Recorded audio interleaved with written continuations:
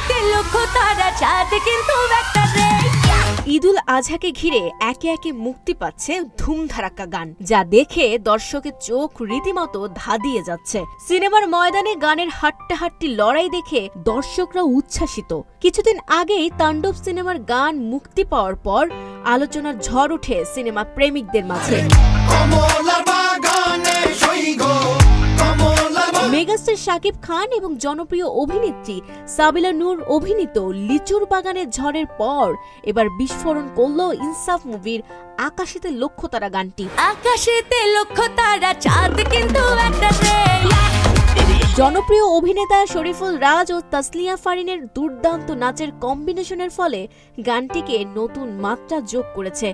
কেউ কেউ তাসনিয়া ফারিনের নাচ দেখে নোরা ফাতেহির সাথে তুলনা করেছেন। তবে এই ঈদের মূল চমক কোন গানটি এগিয়ে থাকবে? লিচুর বাগানকে টেক্কা দিয়ে কি আকাশেতে লক্ষ্য তারা ছাড়িয়ে যেতে পারবে?